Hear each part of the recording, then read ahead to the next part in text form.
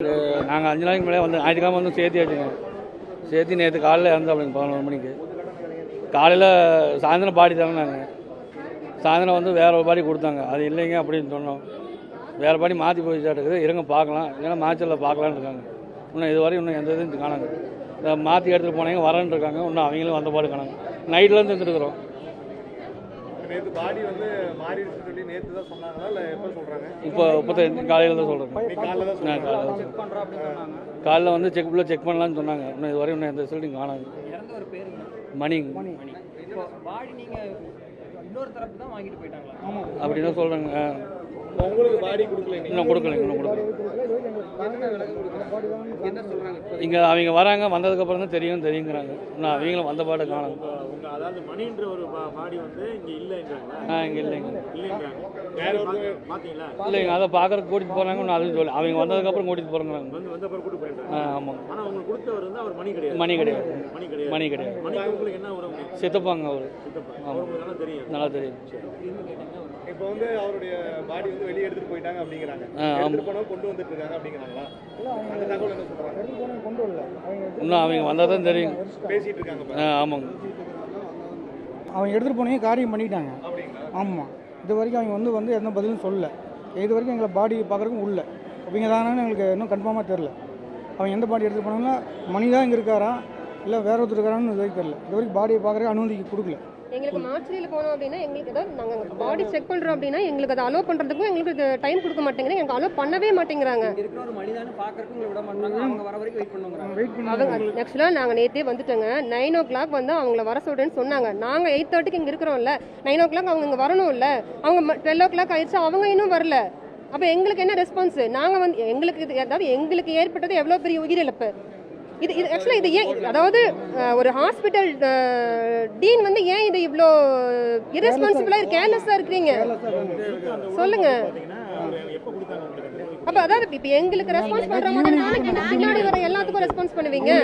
2 மணிக்கு கொண்டு வந்து கொடுத்து 5 மணிக்கு வண்டி வந்துருச்சு வாங்கினாங்க. போய் பார்த்தா எங்கள் பாடி இல்லை.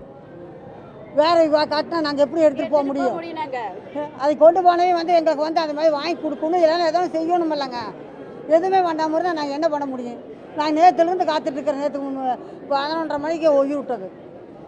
அன்னையிலேருந்து நாங்கள் வந்து கொண்டு வந்து 2 மணிக்கு கொண்டாந்து சேர்த்து 2 மணிலேருந்து இங்கே இல்லை, ஆள் இல்லை. என்ன பண்ண முடியும்? நாங்கள் நேற்றுலேருந்தே இருக்கோங்க. நாங்கள் நின்றுட்டு இருக்கிறோம். நாங்கள் நேற்றுலேருந்து இருந்துட்டு தான் இருக்கிறோம். 5 மணிக்கு எங்களுக்கு நியூஸ் வந்ததுலேருந்து நாங்கள் இங்கே தான் இருக்கிறோம். வரோன்னு சொன்னாங்க. இன்னும் பாடி வீட்டுக்கு வரலையேன்னு ஒரு சந்தேகத்தில் தான் நாங்கள் வந்தோம். வந்து பார்த்தா இங்கே இவ்வளோ தூரம் பிரச்சனை போயிட்டு இருக்குது. வண்டி நிற்குது, உள்ள போய் பார்த்தா பாடி இல்லை. அவங்க பையன் மனைவி அவங்க மருமக 3 பேர் இருந்தாங்க. சரி, அவங்க வந்து கிளம்பிடுவாங்க, கொடுத்துருவாங்க, நாங்கள் கிளம்பிடுவோம், அங்கே இருக்கிற வேலையை பாருங்கன்னு சொன்னதுனால தான் நாங்கள் அங்கே இருந்தோம்.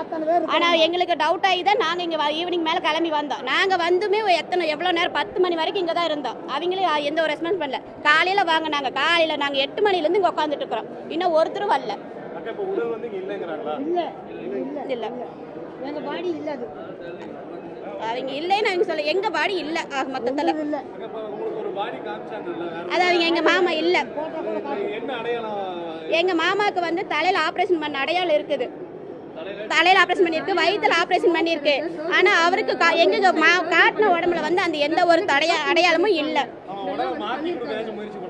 அப்படி நாங்கள் சொல்லலை, எங்களுக்கு தெரியல. அது எங்களுக்கு தெரியல. எங்க பாடி இல்ல, அவ்வளவுதான் தெரியல. அதுதான் எங்களுக்கு தெரியல.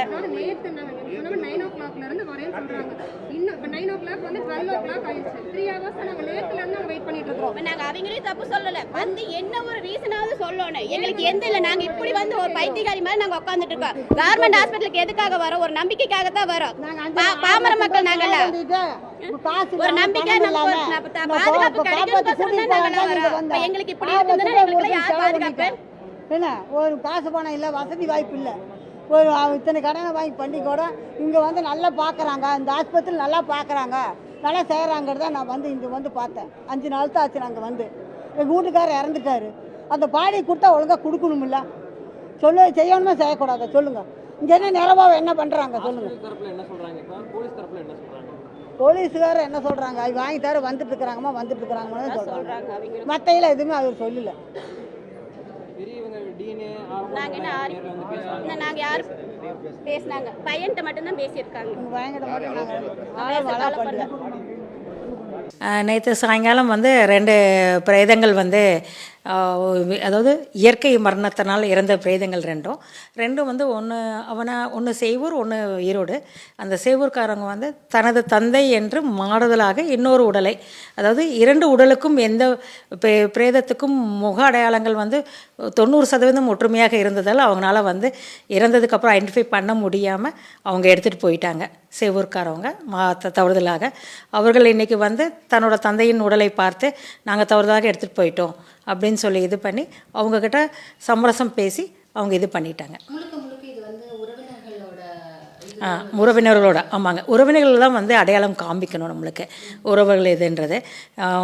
இல்லை இதில் வந்து ஊழியர்கள் ஏதாவது தப்பு இருந்ததுன்னா அவங்க மேலே விசாரித்து நாங்கள் நடவடிக்கை எடுப்போம். ஓகே, இப்போ 2 பாடியும் எந்த இதனால உள்ள வந்தது மேம்? என்ன முக அமைப்புகள் ஒரே மாதிரி இருக்குன்னு சொல்லி என்ன இஷ்யூஸ்னால பாடி? சார், ஒருத்தருக்கு வந்து பக்கவாதம், இன்னொருத்தருக்கு வந்து மூச்சு திணறல்னால. மூச்சு திணறல்னால இப்போ 2 பேரும் காம்ப்ரமைஸ் ஆயிட்டாங்க. நம்ம ஹாஸ்பிட்டல் சைடு எந்த விதமான இல்லை, நாங்கள் வந்து இல்லை அவங்க உறவினர்கள் வந்து இதுதான் எங்கள் தந்தையின் உடலைன்னு சொல்லி எடுத்துகிட்டு போயிட்டு அவங்க அடக்கம் பண்ணும்போது அவங்க ஊரில் ஒரு 300 பேர் பார்த்து தான் அவங்க உடலை தகனமே பண்ணியிருக்காங்க. ஸோ அவங்களுக்கு எந்த சந்தேகமும் வரல. நேற்று இரவுலேருந்து ஈவினிங்லேருந்து இது பண்ணுறோம். அவங்க நேற்றுலேருந்து நாங்கள் கூப்பிட்டுட்ருக்கோம், நீங்கள் வந்து பாருங்கள், இது வந்து கொஞ்சம் எக்ஸ்சேஞ்ச் ஆயிடுச்சு வாங்கன்னு சொல்லி கூப்பிட்டுட்ருக்கோம். அவங்க நேற்றுலாம் ஃபுல்லாக வரலை. இன்றைக்கி நாங்கள் போலீஸை வச்சு அவங்கள வச்சு கூப்பிட்டு வந்து காமிச்சிட்டு அதுக்கப்புறம் தான் அவங்க அவங்களோட தப்பை அவங்க ரியலைஸ் பண்ணி நாங்கள் தவறுதலாக எழுதி போட்டோன்ட்டு ஆப்போசிட் இவங்ககிட்ட அவங்களே வந்து அந்த இறந்தவரின் மனைவியிட்ட அவங்களே வந்து மன்னிப்பு கேட்டுட்டாங்க. அவங்க வந்து ஏதோ ஒரு இது சரி மாறிடுச்சு, எங்களுக்கு அந்த அஸ்தி இது கிடைச்சான்ட்டு அவங்க எங்கே தகனம் பண்ணாங்களோ அவங்க அங்கே போய் அந்த அஸ்தி எனக்கு வாங்கிக்கிறாங்க. எதுவும் இஷ்யூஸ் இல்லை. இல்லை, நான் பொறுப்பு வந்ததுக்கப்புறம் இந்த மாதிரி எதுவுமே இல்லை, எதுவுமே இல்லை. இல்லை, நான் அதுதான் இன்னும் இல்லை முக அடையாளம்ல இது வந்து நான் என்னென்னு ஃபஸ்ட்டு இன்னும் ஃபர்தராக விசாரிக்கலை நாங்கள். ஏன்னா நம்ம இது வந்து நாங்கள் இது ஃபஸ்ட்டு வந்து ஒரு இறந்த உறவினர்களுக்கு நாங்கள் கரெக்டாக பண்ணணும், அதுக்கப்புறம் தான் மேற்கொண்டு விசாரணை பண்ணுறதுக்காக வெயிட் பண்ணிகிட்ருக்கோம். நாங்கள் அந்த எம்ப்ளாயும் கேட்டுட்டு விசாரணை பண்ணி அது என்ன மாதிரி தப்பாக இருந்தால் நானும் டீன் மேடமும் முடிவு பண்ணி அப்புறம் ஏதாவது ஆக்ஷன் எடுப்போம். இருந்ததுன்னா அவர்கள் சைடு ஏதாவது தவறுதல் இருந்ததுன்னா, ஏன்னா வந்து பாடி எடுக்கும் போது எத்தனை பேர் உள்ளே வந்தாங்க, எத்தனை பேர் இருந்தாங்க, ஏன்னா உறவினர்களை வந்து ஐடென்டிஃபை பண்ணி தான் எடுப்பாங்க. இப்போ அதில் வந்து கொஞ்சம் ஐடென்டிஃபிகேஷன் கொஞ்சம் மிஸ்டேக் ஆனதுனால கொஞ்சம் இதாக இருக்குது. ஸோ அதனால் நாங்கள் மறுபடியும் அவங்ககிட்ட விசாரித்து ஏதோ தவறுதல் இருந்ததுன்னா நாங்கள் அவர் மேலே டீன் மேடம்கிட்ட பேசிட்டு நடவடிக்கை எடுப்போம். இல்லை, இது போல் நடக்காமல் என்னென்ன நடவடிக்கை எடுக்க முடியுமோ அது எல்லாமே நாங்கள் அடுத்தடுத்து செய்வோம். அதாவதுங்க, அது சவம் வந்து பேரும் ஒரே மாதிரி இருந்ததுனால 2 சவம் ஒரே மாதிரி பாடியும் ரெண்டு சேம் ஒரே மாதிரி இருந்ததுனால அவங்களும் தவறுதலாக எடுத்துகிட்டு போயிட்டாங்க. அதுக்கு வந்து மன்னிப்பு கேட்டாங்க. நாங்களும் அதை வந்து ஒரு மனிதாபிமான அடிப்படையில் அவங்க வந்து அவங்களும் மன்னிச்சு அதுக்குண்டான தவறுதலாக எடுத்துகிட்டு போயிட்டோன்னு எடுத்துகிட்டு மன்னிப்பு கேட்டு எழுதி கொடுத்துட்டாங்க. நாங்களும் சரின்ட்டு இது பண்ணிக்கிட்டோம். இல்லை இவங்களை சம்மந்தப்பட்ட அவங்க உறவினர் தான் இவங்க மேலையெல்லாம் இல்லை, அவங்க பார்த்து எடுத்துகிட்டு போங்க. 2 பாடி ஒரே மாதிரி இருக்கிறனால அதை ஒன்றும் பண்ண முடியலைங்க. நாங்களே பார்த்தோம், 2 பாடி ஒரே மாதிரி இருக்குது, ஒரே மாதிரி தான் இருக்குது.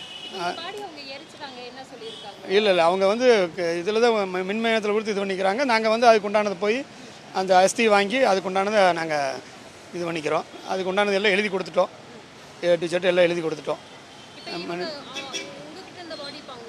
வாங்கிட்டு போயிட்டாங்க. அவங்க அதே இதில் வச்சு எரியூட்டில் கொண்டு போய் அதே இதில் தான் எரிக்கிறாங்க. அதே பேரில் வந்து இது பண்ணி எங்களுக்கு உண்டானது நாங்கள் வந்து அஸ்தி வாங்கிக்கிறோம். இப்போ போய் அங்கே பேர் வந்து அவர் என்ன பேர் குமாரசாமி, இவர் பேர் மணி. பையன் பேர் வந்து 2 பையன் பேர் வந்து சதீஷ்